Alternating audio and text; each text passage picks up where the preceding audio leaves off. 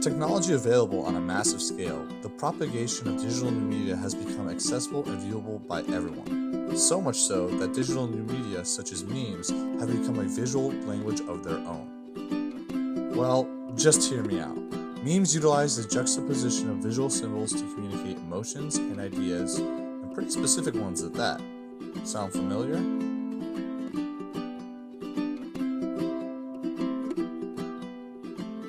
But not just in the sense of traditional or symbolic linguistic language, but also through the same structures of cinematic language and cinematic visual conventions that are used to convey informations, emotions, and ideas. We see this in cinema all the time. So let's take a look at an example of visual cinematic language. There we go. And this isn't just a series of quick cuts, there's a lot of good visual storytelling here. These two taxi shots tell you exactly where we came from and where we're going. These two shots emphasize the move away from civilization. Our main character always faces forward or to the right, so screen direction is respected. Turning the music down and the sound effects up is funny because each cut is jarring. And there's even some nice performances from Simon Pegg and Ryan Gosling. Okay, that was one example without context. You're right, totally unfair. In fact, this video is ironically utilizing cinematic language and postmodern meme language to convey this theory as proof of concept. But how does meme language work exactly? And what are the fundamental concepts behind it? So linguistics is the scientific study of language and its structure. It denotes how meaning is derived via juxtaposition. For example, tar versus rat. How each individual symbol is assembled changes what idea is associated with it. Letters denote verbal sounds, but it is the juxtaposition that gives the whole meaning or context. A link to the signifier, the word, and ultimately the signified idea. So let's talk about the signifier and the signified basics. The signifier is the symbol associated with the idea. The signified is the idea associated with the symbol.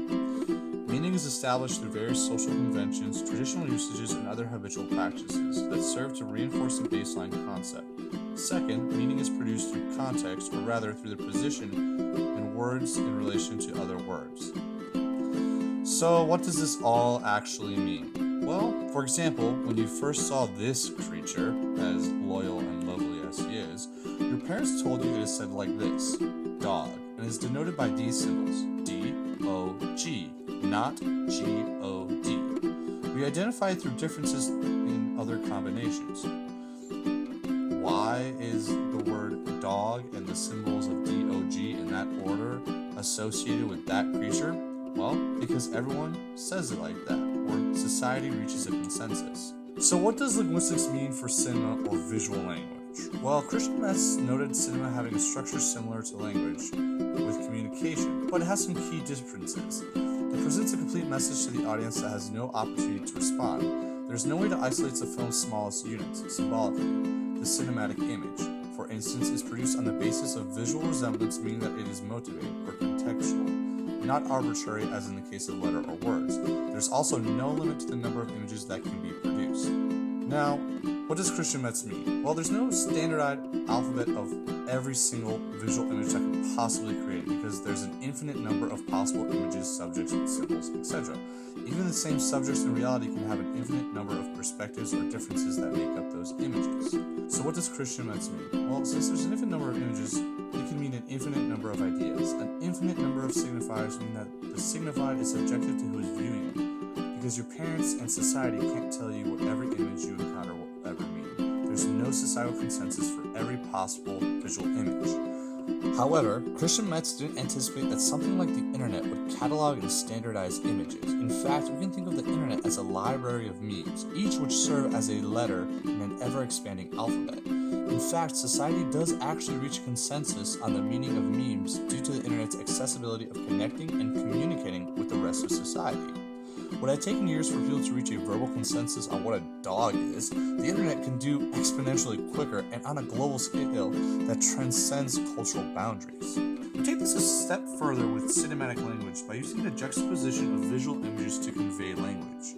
However, memes take this a step further. Images and symbols are not horizontally juxtaposed with multiple images, but rather vertically with multiple images and symbols stacked on top of each other to pack more meaning and information to one image. This allows the transfer and expression of emotions, ideas, and information quicker because it is in a format that is easier to propagate into this internet alphabet and the rest of society. So some baby boomer out there is looking at memes and contemplating that it will end society and all organized and sentient thought. Where's your tattoo? Oh my god. Why come you don't have a tattoo? Oh my god. You're not unscannable, are you? Oh my god! You're unscannable. Yet they will not hesitate to understand or even propagate meme language, but have no fear. The reason meme language even exists is because it has become an effective tool at expressing the human condition, emotions, and information better than visual cinematic language and verbal language alone. So have no fear and meme on. But wait, you can't leave without some sources.